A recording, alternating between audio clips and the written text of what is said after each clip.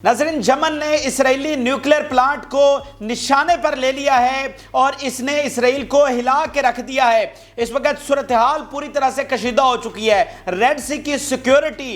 पूरी तरह से कोलैप्स कर गई है। पूरे रेड सी का कंट्रोल इस वक्त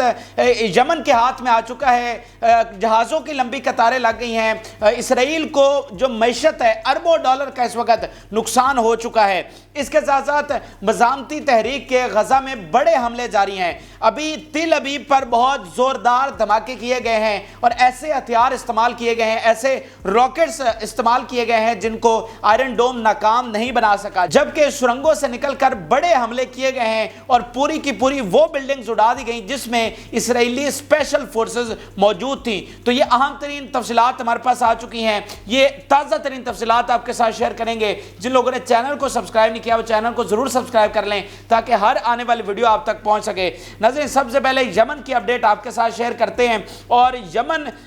ने पूरी तरह से रेड सी का महाज संभाल रखा है और पूरी तरह से जो बहरी नाकाबंदी करके रखी हुई है उसने इसराइल को पूरी तरह से उजाड़ के रख दिया, उसकी इकॉनमी को तबाह करके रख दिया है। इस वक्त बाबुल मंदब पर जहाज़ों की लंबी कतारें हैं जो कि इंतजार कर रही हैं यमन की परमिशन का कि वो यहां से गुजर सकें। और जो जहाज इसराइल की तरफ जा रहे थे उन पर या तो हमला किया गया या फिर उनको वार्निंग देकर वापस मोड़ दिया गया। तो रेड सी से कोई भी जहाज इसराइली पोर्ट की तरफ, इसराइल की तरफ नहीं जा रहा और अरबों डॉलर का इस वक्त उनको नुकसान हो चुका है। वो इकॉनमी की तफसीलात आगे चलकर आपके सामने रखते हैं, लेकिन अभी की जो सबसे बड़ी खबर है जिसने इसराइल को हिला के रख दिया है और बिल्कुल चौंका के रख दिया है, जिसका उन्हें बिल्कुल अंदाजा भी नहीं था कि यमन ये भी कर सकता है, वो नाजरीन ये है कि यमन ने इसराइल के न्यूक्लियर प्लांट को निशाने पर ले लिया है। चूंकि आप जानते हैं कि इसराइल ने अपना न्यूक्लियर प्रोग्राम डिक्लेयर नहीं किया हुआ, उनकी जो सारे प्लांट्स हैं वो सारे खुफिया हैं, उनकी लोकेशंस का नहीं पता,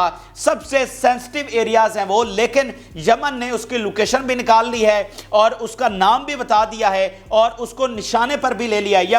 या यमन का बयान देखिए, if Israel takes any action against our people we will not hesitate to target sensitive area डायमोना nuclear facility. तो इस तरह बिल्कुल कैटेगोरिकल अल्फाज में यमन ने इसराइली न्यूक्लियर प्लांट को निशाने पर लिया हुआ है। और इस वक्त नाज़रीन चल क्या रहा है? चल ये रहा है कि चूंकि इसराइल के लिए पूरी तरह से जो मसला है वो यमन बना हुआ है, जो उनकी नाकाबंदी की गई है, जो उन पर मुसलसल हमले किए जा रहे हैं, ये एक ऐसा दर्द सर है जिसका उनको इलाज कोई नहीं मिल रहा। और वो क्या चाह रहे हैं? इसराइल ये चाह रहा है कि अमेरिका उनकी मदद को आए, अमेरिका के साथ बरतानिया और फ्रांस उनकी मदद को आए और ये सारे मिलकर यमन पर हमला करें और यमन से ये रूट क्लियर करवा के दें। लेकिन अभी तक अमेरिका और उसके इत्तेहादी जो हैं वो साथ नहीं आ रहे और यमन तो तैयार बैठा हुआ है।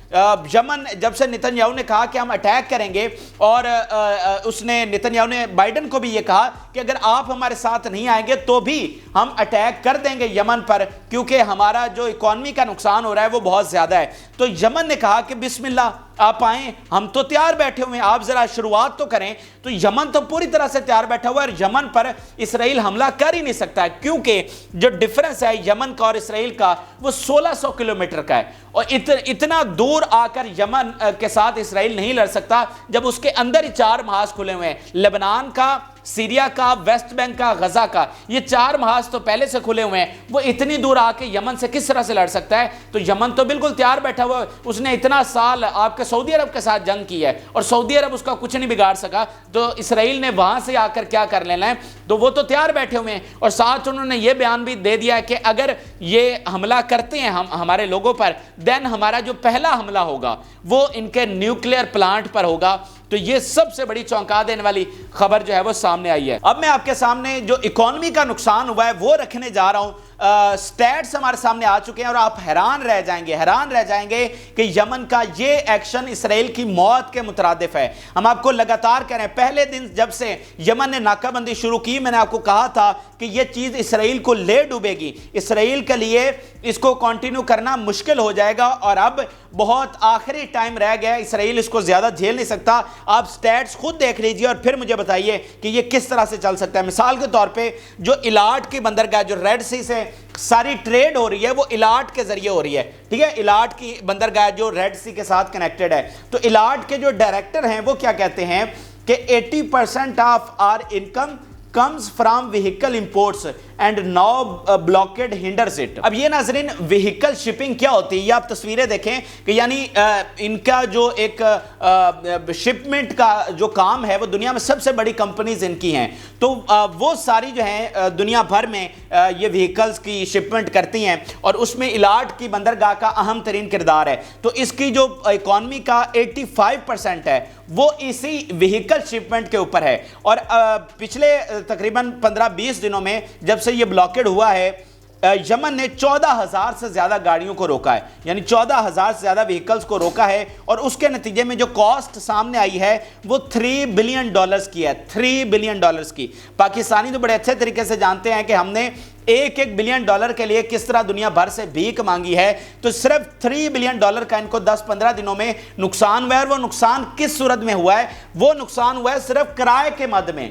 یہ صرف کرائے کے مد میں آپ کو نقصان بتا رہا ہوں، اس کے علاوہ تو باقی بہت زیادہ ہے۔ یعنی یہ جو پہلے ریڈ سی سے جاتے تھے اور بالکل کلوز یہ راستہ تھا، آسان راستہ تھا، اب یہ جو انہیں افریقہ کے اوپر سے گھوم کر آنا پڑ رہا ہے، یہ جو ایکسٹرا ڈیز لگتے ہیں، آلموسٹ 21 ڈیز سے لے کر 1 مہینہ لگ رہا ہے یہ ایکسٹرا روٹ میں، چونکہ ویدر کنڈیشنز بہت زیادہ ہیں، پھر روٹ بہت زیادہ لمبا ہے، تو یہ 30 دن جو ایکسٹرا لگ رہے ہیں، اس کے نتیجے میں جو ایکسٹرا کاسٹ آئی ہے وہ $3 بلین ہے، ٹھیک ہے؟ تو اتنا بھاری نقصان اس وقت اسرائیل کو اٹھانا پڑ رہا ہے۔ پھر آپ اسرائیلی میڈیا کا بیان دیکھیے کہ Yemen is the front that most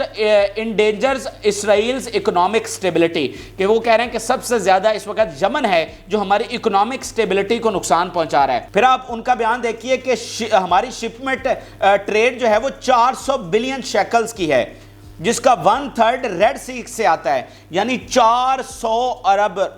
shackles, یہ شیکل ان کی کرنسی ہے، تو 400 ارب ایک طرح سے بنتے ہیں، اور اس کا جو سارا دارمدار ہے جو میکسیمم ہے وہ ریڈ سی کے اوپر کھڑا ہوا ہے، تو یہ سارا جو ہے اس کو نقصان ہو رہا ہے۔ تو اب مجھے بتائیے کہ پوری طرح سے جو اسرائیل کی اکانومی ہے اس کا بٹھا بیٹھ چکا ہے اور مزید بیٹھ رہا ہے، اس لیے ہم آپ کو کہہ رہے ہیں کہ اسرائیل بند گلی میں جا رہا ہے، اور یمن کا یہ عمل اس کو گھٹنوں پر لے آیا ہے، اور زیادہ دیر یہ چل نہیں سکتا ہے، اس کو یہ آگے بڑھا نہیں سکتے ہیں۔ آپ خود بتائیے کہ ان کو بلینز آف ڈالرز کا نقصان ہو رہا ہے، تو ان کی ملٹی نیشنل کمپنیز تو تباہ و برباد ہو جائیں گی، اور اسرائیل کی ساری پاور ملٹی نیشنل کمپنیز پر ہے، تو اس کو وہ کس طرح سے کنٹینیو کر سکتے ہیں؟ اور یمن کا ناظرین مسئلہ یہ ہے کہ یمن کا کوئی علاج نہیں ہے اسرائیل کے پاس، ٹھیک ہے؟ اسرائیل اکیلا تو آ کر لڑ نہیں سکتا، تو یمن کا ایک ہی علاج ہے، اور وہ ہے تیسری عالمی جنگ، اور تیسری عالمی جنگ سے مراد ہے کہ نیٹو پورا آئے گا تو ہی وہ کوشش ہو سکتی ہے کہ یمن سے یہ راستہ کلیئر کروایا جائے، یا سرنڈر ہے یا پھر یہ ہے کہ بازور بازو یمن سے یہ راستہ کلیئر کروایا جائے، وہ اکیلا اسرائیل تو کروا نہیں سکتا، اور نیٹو کو آنا پڑے گا۔ نیٹو کے آنے کا مطلب ہے تیسری عالمی جنگ، اور تیسری عالمی جنگ کے بعد اگر یہ جیتتے ہیں، کیونکہ دنیا بھر کے ادارے ملٹری ایکسپرٹ یہ کہہ چکے ہیں کہ اب دنیا کے حالات مختلف ہیں اور تیسری عالمی جنگ امریکہ ہار سکتا ہے، تو اگر یہ جیتتے ہیں تو پھر یہ روٹ کلیئر ہوگا۔ تو یہ اتنی بڑی بات بن چکی ہے، یہ کوئی اب معمولی معاملہ نہیں رہا۔ اور آپ یمن کا دیکھیں وہ کس طرح سے ان کی تزیق بھی ساتھ ساتھ کر رہے ہیں، جو جہاز انہوں نے ان کے پکڑے ہوئے ہیں ان کو انہوں نے سیاحتی مقام بنا دیا ہے، یمنی لوگ وہاں پر آ رہے ہیں اور جناب وہاں پر تصویریں کھنچوا رہے ہیں اور سیلفیاں بنا رہے ہیں، یعنی اس کو انہوں نے ایک پورا سیاحتی مقام بنا دیا ہے، اور پوری طرح سے ان کی تزیق بھی کر رہے ہیں۔ اور جو دوسرا ایک اور بڑا ان کو مسئلہ آ رہا ہے اسرائیل کو، کہ وہ چاہ رہا تھا کہ عربوں کو بھی ساتھ ملایا جائے، سعودی عرب کو اور UAE کو، اور پھر یہ ساری مغربی طاقتیں ہوں گی، لیکن اس میں سعودی عرب نے وڈرا کر لیا، جس کے بعد یہ سارا پلان جو ہے وہ ناکام ہو گیا، کیونکہ سعودی عرب نے بڑا عرصہ ان کے ساتھ جنگ کی ہے، بڑی مشکل کے ساتھ جنگ بندی ہوئی ہے، تو سعودی عرب کو پتا ہے کہ بھائی ان سے جنگ کرنے کا کوئی فائدہ نہیں ہے، ان سے جنگ کا مراد ہے کہ اپنا ہی نقصان کرنا ہے، تو بڑی مشکل سے پہلے ہم نے جنگ بندی کیا، تو ہم نے اب ان کے ساتھ جنگ نہیں کرنی، یہاں پر یہ سارا پلان فلاپ ہوا۔ لیکن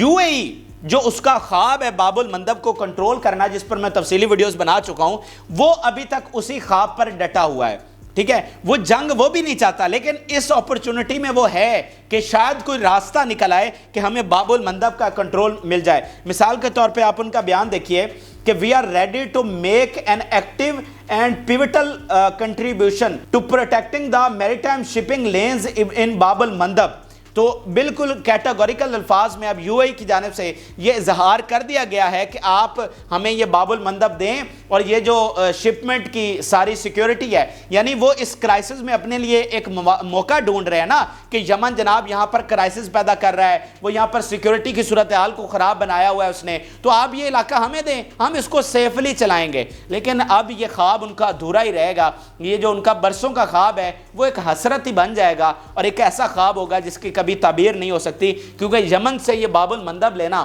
یہ ناممکن ہو چکا ہے۔ اب ناظرین آپ کو غزہ جنگ کے حوالے سے اپڈیٹ کرتے ہیں۔ غزہ میں بڑی جنگ جاری ہے اور مزاحمتی تحریک جس ایمان کی حرارت کے ساتھ یہ جنگ لڑ رہی ہے اس کی کوئی مثال نہیں ملتی۔ ایک طرف دنیا کی سب سے پاورفل کہلائی جانے والی آرمی ہے جس کے پیچھے امریکہ اور یورپ کھڑا ہے، جس کے پیچھے دنیا بھر کا جدید ترین اسلحہ ہے، دنیا بھر کی امداد ان کے ساتھ کھڑی ہے، لاکھوں کی فوج ہے، لیکن دوسری طرف ایک بہت ہی کمزور کہلائے جانے والے فریق، کمزور کہلائی جانے والی تنظیم کھڑی ہے اور جن کے لوگوں پر مسلسل بمباری کی جا رہی ہے، لیکن کسی کے حوصلے پست نہیں ہوئے۔ جو نہتے لوگ ہیں وہ بھی اپنے بچے قربان کرنے کے بعد وطن چھوڑنے پر تیار نہیں ہیں، اور جو مزاحمتی تحریک کے فائٹرز ہیں وہ بھی اپنے خون کے آخری قطرے تک اس مقدس زمین کا دفاع کر رہے ہیں، اور یہاں سے چھوڑنے پر اور سرنڈر کرنے کا تو سوال ہی نہیں پیدا ہوتا۔ روزانہ بڑے حملے اس وقت اسرائیل پر کیے جا رہے ہیں اور روزانہ بڑی تعداد میں ان کی ہلاکتیں ہو رہی ہیں، جو کہ پچھلے 75 سالوں میں جس کی مثال نہیں ملتی۔ کبھی اسرائیل کو اتنا نقصان نہیں اٹھانا پڑا، ایون جو اس نے عربوں کے ساتھ جنگیں کی، پورے ملکوں کے ساتھ لڑا، وہاں پر بھی اتنا نقصان نہیں ہوا جتنا مزاحمتی تحریک نے ان کو پہنچا دیا ہے۔ ابھی کی جو سب سے بڑی خبر آپ کے ساتھ شیئر کر رہے ہیں وہ تل ابیب کے حوالے سے۔ ناظرین دارالحکومت تل ابیب پر بہت بڑے دھماکے کیے گئے ہیں، بہت بڑے حملے کیے گئے ہیں، اور مختلف لوکیشنز پر بڑے دھماکوں کی گونج جو ہے وہ سنی گئی ہے۔ اور ناظرین آج سے 3 دن پہلے مزاحمتی تحریک نے یہ ویڈیو شیئر کی تھی کہ تل ابیب جل رہا ہے اور یروشلم آزاد ہوگا، اور اس میں وہ والے راکٹس دکھائے گئے تھے جن کو آپ ڈیٹیکٹ نہیں کر سکتے، جن کو آئرن ڈوم ناکام نہیں بنا سکتا، تو اب انہی میزائلوں اور راکٹس کے ساتھ یہ حملہ کیا گیا ہے۔ یہ اسرائیلی میڈیا کا بیان بطور ثبوت آپ کے سامنے رکھ رہا ہوں۔ Monitoring the launching of a large batch of missiles towards the Tel Aviv and coastal plain، تو بڑی تعداد میں میزائل ان کی طرف فائر کیے گئے ہیں۔ پھر ایک اور بیان دیکھیے، a series of heavy rockets fired toward central Israel. ایک تو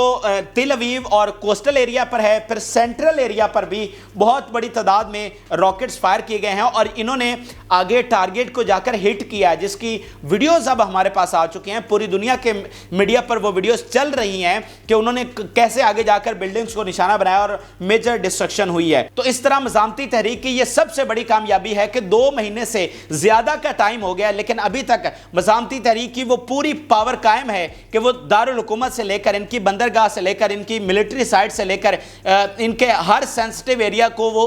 نشانہ بنانے کی صلاحیت رکھ رہے ہیں۔ اس کا مطلب یہ ہے کہ اسرائیل کیا خود یہ حملے کروا رہا ہے؟ یعنی اگر اسرائیل کا بس چلتا تو وہ کب ان کو اجازت دیتا کہ وہ ان کے دارالحکومت پر آ کر حملہ کریں؟ تو اٹس مین کہ اسرائیل پورا زور لگا کر بھی ان کی یہ کیپیسٹی توڑ نہیں سکا ہے، اور ان کے سٹرونگ ہولڈ تک ابھی تک اسرائیل داخل نہیں ہو سکا ہے جہاں سے وہ حملے ان پر کر رہے ہیں۔ اور یہی چیز ہے کہ پوری دنیا کا میڈیا جو ان کا حمایتی تھا آج ان پر لان تان کر رہا ہے کہ تم بزدل ہو، تم شکست خوردہ ہو، اور تم مزاحمتی تحریک کو نہیں ہرا سکتے۔ اس کے علاوہ غزہ کے اندر جو بڑے حملے مزاحمتی تحریک نے کیے ہیں، جو بہادری کی نئی مثالیں قائم کی ہیں، اس کی تفصیلات بھی ہمارے پاس آ چکی ہیں۔ آپ سنیں گے تو آپ کو بہت تسلی ہوگی کہ کتنی بہادری کے ساتھ یہ جنگ لڑی جا رہی ہے۔ جو گھروں کو تباہ کرنا ہے، یعنی وہ گھر جس میں ان کے سولجرز موجود ہوتے ہیں، اب روزانہ ایسے واقعات ہمارے پاس آ رہے ہیں، 3 4 خبریں ناظرین روزانہ آ رہی ہیں، ایسے واقعات رپورٹ ہو رہے ہیں کہ پورا گھر، پوری بلڈنگ اڑا دی گئی جس میں اسرائیلی فوجی موجود تھے۔ مثال کے طور پر یہ تازہ ترین حملہ آپ کے سامنے رکھنے جا رہا ہوں۔ Occupation soldiers were killed after a special Zionist force hold up in a building in بیت لحیہ project was targeted with TBG shell۔ تو اس طرح جناب وہ کہہ رہے ہیں کہ TBG shell کے ساتھ ہم نے پوری کی پوری بلڈنگ اڑا دی گئی، اور اسپیشل فورس اس کے اندر موجود تھی بلڈنگ کے، اور اس پوری اسپیشل فورس کی قبریں اسی گھر کے اندر بن گئیں۔ اور یہ پتہ کیا ہو رہا ہے، جب اس طرح پوری کی پوری ناظرین بلڈنگ اڑائی جا رہی ہے تو وہ ان کو نکال نہیں رہے، وہ اسی طرح ان کو ملبے میں چھوڑ کر ان کے فوجی جا رہے ہیں، ان کی تو وہ لاشیں بھی نہیں لے کر جا رہے۔ تو اس سے بڑی تذیق اسرائیلی فوج کے لیے اور کیا ہو سکتی ہے؟ اس کے علاوہ جناب جو دوسرا ایک حملہ ہوا ہے، ایک بڑی گاڑی اڑائی گئی ہے جس میں بڑی تعداد میں فوجی موجود تھے، اس کو جناب بیرل بامز کے ساتھ نشانہ بنایا گیا، اور شجاعیہ کا یہ علاقہ ہے، شجاعیہ، جبالیہ اینڈ خان یونس، یہ 3 بڑے علاقے ہیں جہاں پر اس وقت بڑی جنگ جاری ہے۔ تو اس کو بیرل بام کے ساتھ نشانہ بنایا گیا گاڑی کو، اور تمام سولجر جو اس میں موجود تھے وہ تمام کے تمام ہلاک ہو گئے۔ اس کے علاوہ جناب یہ دیکھیے کہ 5 سولجرز کو ٹنل اوپننگ کے ایمبوش میں خان یونس میں ہلاک کیا گیا ہے۔ یہ جو سرنگوں کا گھات ہے یہ سب سے بڑا خطرناک گھات ہے، اور یہی وہ چیز ہے جس کے بارے میں امریکہ نے ان کو وارن کیا تھا کہ یہ ٹنلز کا ہمارے پاس کوئی علاج نہیں ہے، اور تم ان علاقوں میں جا تو سکتے ہو لیکن واپس نہیں آ سکتے، واپس تم تابوت میں ہی آؤ گے، بلکہ بہت سارے تو آ ہی نہیں پا رہے نا، جیسے وہ ملبے تلے دب گئے، ان کو تو وہ اسرائیل نکال ہی نہیں رہا، تو جو آ رہے ہیں وہ واپس وہ ملبے پر آ رہے ہیں یا اسٹریچر پر آ رہے ہیں، اور بہت سارے ادھر ملبے میں دبے ہوئے ہیں۔ یہی بات ان کو امریکہ نے وارن کی تھی، لیکن نتن یاہو نے اپنا اقتدار بچانا تھا، اس لیے اس نے جلدی میں حملہ کر دیا، اور اب پورا اسرائیل بھگت رہا ہے، اور پورا اسرائیل ملیا میٹ ہونے کے قریب ہے۔ اب میں آپ کے سامنے ایک اور اہم ترین بیان ان کے اینالسٹ کا رکھنے جا رہا ہوں، اور آپ کو اندازہ ہوگا کہ مزاحمتی تحریک اس وقت کس طرح پورے اسرائیل کو کنٹرول کر رہی ہے اور ان کی پاور کیا ہے۔ یا آپ دیکھیے کہ حماس کے پاس لاکھوں ہتھیار ہیں، اس کے اہم ہتھیار RPG راکٹس ہیں، ان کے پاس حملہ آور ڈرون، جدید راکٹ لانچرز اور دھماکہ خیز بغیر پائلٹ کے فضائی گاڑیاں ہیں، جو انہوں نے اسرائیل کی اسکائی رائڈز پر بغیر پائلٹ کے فضائی گاڑیوں کی نقل کر کے تیار کی ہیں، جو گزشتہ دہائی میں غزہ کی پٹی میں گر کر تباہ ہوئی تھی۔ اب آپ خود بتائیے کہ ان کا اینالسٹ، ملٹری اینالسٹ یہ کہہ رہا ہے کہ مزاحمتی تحریک کے پاس کون کون سے خطرناک ہتھیار آ چکے ہیں، وہ خطرناک ٹیکنالوجی آ چکے ہیں جو انہوں نے اسرائیل کی کاپی کر کے اس سے بھی بہتر چیز جو انہوں نے تیار کر لی ہے، لاکھوں کی تعداد میں ان کے پاس راکٹس ہیں، اور اسی لیے 70 دن کے قریب وقت ہو گیا ہے، کوئی ان کی سپلائی لائن نہیں ہے، کوئی ان کو اسلحہ نہیں دے رہا اوپنلی، ٹھیک ہے، کوئی ان کی اوپن سپلائی لائن نہیں ہے، لیکن وہ 70 دنوں سے جو ذخیرہ ان کے پاس پڑا ہوا تھا، جو اسلحہ ان کے پاس پہلے سے پڑا ہوا تھا، اس کے ساتھ لڑ رہے ہیں۔ اور انڈر دی گراؤنڈ ناظرین جو ٹنلز ہیں اس میں اسلحہ کی فیکٹریز تک قائم ہیں، یعنی انہوں نے انڈر دی گراؤنڈ اتنا بڑا ایک شہر بسا رکھا ہے کہ انہوں نے اندر ہی فیکٹریاں لگائی ہوئی ہیں، ٹنلز کے اندر یہ RPG میزائل اور بہت سارے یاسین شیل جو انہوں نے بنایا ہوا ہے وہ سارا وہ خود بنا رہے ہیں، اور یہ ہوم میڈ جو میزائل ہیں وہ ان کے لیے بہت زیادہ نقصان دہ ثابت ہو رہے ہیں۔ اب ناظرین ایران کا اہم ترین بیان سامنے آ چکا ہے، اور ایران کا یہ جو ایکشن ہے یہ آپ کو حیران کر دے گا کہ بات اس وقت کہاں تک پہنچ چکی ہے۔ ناظرین ایران کی جانب سے کیٹاگوریکل اور صاف پالیسی آ چکی ہے کہ 2 اسٹیٹ والا معاملہ جو ہے اب باقی نہیں رہا، اب بات 2 اسٹیٹ سے بہت آگے گزر گئی ہے، اور یہی بات ہے کہ اب آپ دیکھیں کہ اسرائیل جب ٹوٹتا ہوا نظر آ رہا ہے، ٹھیک ہے، تو امریکہ اور جو اس کے اتحادی ہیں وہ یہ کہہ رہے ہیں کہ 2 اسٹیٹ سولوشن ہونا چاہیے، لیکن اب فلسطین اور ایران اور اس کے اتحادی کہہ رہے ہیں کہ پہلے ہم تمہیں کہتے تھے کہ 2 اسٹیٹ سولوشن ہونا چاہیے، اب بات 2 اسٹیٹ سولوشن والی نہیں رہی، اب صرف اور صرف فلسطین رہے گا۔ مثال کی طرح آپ دیکھیے Israel is occupied entity and we believe that 2 state solution will not help resolve Palestine issue. اب یہ ایران کے فارن منسٹر کا تازہ ترین بیان ہے، اور وہ کہہ رہے ہیں کہ جو 2 ریاستی حل ہے کہ فلسطین اور اسرائیل دونوں ریاستیں قائم ہو جائیں، اب وہ وقت گزر چکا ہے، اور اب یہ کرنے سے بھی مسئلہ حل نہیں ہوگا، اب وہ ایک آکوپائڈ ہے اور وہ ایک قبضہ اس نے کیا ہوا تھا، اس کو موقع ملا لیکن اس نے وہ موقع چھوڑ دیا، اب اس کے پاس یہ آپشن ختم ہو چکا ہے۔ اس کے علاوہ جو نیا ورلڈ آرڈر جس پر ایران، آپ کا ترکی، آپ کا رشیا، چائنا، نارتھ کوریا یہ سارے کام کر رہے ہیں، یہ آپ دیکھیں ان کا بیان، today world realised necessity of ending unilateralism which paves the way for radical changes in international system and establishment of just system in the world۔ اب یہ جو غزہ پر انہوں نے سیز فائر کیا نا ناظرین، تو وہ جو نیا ورلڈ آرڈر ہے اس کے لیے کوششیں زیادہ تیز ہو گئی ہیں، تو ایران کہہ رہا ہے کہ یہ جو یونیلیٹرلزم ہے کہ صرف ایک ہی دنیا میں پاور ہے، اب وہ سلسلہ ختم ہوا چاہتا ہے، اور اب ایک نیا جسٹ سسٹم یعنی زیادہ انصاف پر مبنی جو دنیا میں نظام ہے وہ اب قائم ہونے جا رہا ہے، اور اس کی وجہ کون بنا ہے؟ غزہ جنگ اور فلسطین اس کی وجہ بنی ہے۔ اور پھر ایران کے فارن منسٹر نے کہا کہ ڈپلومیٹک سولوشن کے لیے، یعنی جنگی حل تو ہم اب نکال ہی لیں گے جو جنگ چھڑ گئی ہے، لیکن پھر بھی ایک ڈپلومیٹک سولوشن کے لیے ہم نے یہ آپشن دیا ہے کہ آپ ریفرینڈم کروا سکتے ہیں، آپ UN کی اتھارٹی کے نیچے فلسطین میں ریفرینڈم کروائیں، اس کا نتیجہ کھل کر سامنے آ جائے گا، دین اس کے مطابق آپ پروسیڈ کریں، نہیں تو پھر فیصلہ بندوقوں کے ذریعے اور گولے بارود کے ذریعے میدان میں ہو ہی جانا ہے۔ تو اس طرح ناظرین اسرائیل کے لیے تمام اطراف سے اس کو گھیر لیا گیا ہے، آج اس کے اتحادی اس کے ساتھ کھڑے ہونے کے لیے تیار نہیں ہیں۔ وہ عرب منافق جو پہلے بہت بڑھ چڑھ کر اسرائیل کا ساتھ دے رہے تھے، آج یو اے کے علاوہ باقی سارے پیچھے ہٹتے ہوئے نظر آ رہے ہیں۔ آپ کا سعودی عرب وہ بھی پیچھے ہٹتا ہوا نظر آ رہا ہے اور یمن سے جنگ کرنے کا اب قائل نہیں رہا جو کہ پہلے تھا، کیونکہ سب کو سمجھ لگ گئی ہے کہ بھائی آج معاملات مختلف ہو چکے ہیں، آج گراؤنڈ ریالٹیز مختلف ہو چکی ہیں۔ امریکہ کے پاس آج کوئی آپشن نہیں رہا، تو اسرائیل تو پھر شے ہی کوئی نہیں ہے۔ تو آج آپشن کیا ہے؟ یا تو اسرائیل سرنڈر کرے گا یا پھر ایک حتمی فیصلہ کن تیسری عالمی جنگ ہوگی۔ اگر امریکہ اس کی مدد کو آتا ہے، اگر نیٹو اس کی مدد کو آتا ہے، دین پھر یہ ایک حتمی تیسری عالمی جنگ ہوگی جس میں جو فاتح ہوگا وہ اپنے مطابق فیصلے کرے گا۔ لیکن اب اس کے علاوہ کوئی ہمارے پاس آپشن بچا نہیں ہے۔ جو ڈپلومیٹک مینز تھے وہ سارے ختم ہو گئے ہیں، کیونکہ یونائٹڈ نیشن یوز لیس ثابت ہوا ہے، وہاں پر کوئی فیصلہ ہو ہی نہیں سکتا۔ نہ اسرائیل اس کو مان رہا ہے اور اس کی کوئی اہمیت ہے ہی نہیں کہ اسرائیل تو اس کے ویزے تک انہوں نے بند کر دیے ہیں، 125 ان کے نمائندے اسرائیل نے مار دیے ہیں، تو اب اس کی کوئی اہمیت ہی نہیں ہے۔ دنیا میں اب کوئی ایسا نظام بچا ہی نہیں ہے جس کے تحت مذاکرات میں آپ فیصلے کر سکیں، کوئی کنسنسس کے ذریعے آپ فیصلے کر سکیں۔ انٹرنیشنل کمیونٹی بالکل ختم ہو چکی ہے۔ تو اب جو نیا نظام آئے گا وہ ایک تیسری عالمی جنگ کے ساتھ آئے گا، اس کے علاوہ اب کوئی آپشن بچا نہیں ہے۔ تو یہ عام ترین حقائق تھے جو کہ آپ کے سامنے رکھے ہیں، آپ اپنی رائے سے ضرور آگاہ کریں۔ جن لوگوں نے چینل کو سبسکرائب نہیں کیا وہ چینل کو ضرور سبسکرائب کر لیں۔ اجازت دیجیے، اللہ حافظ۔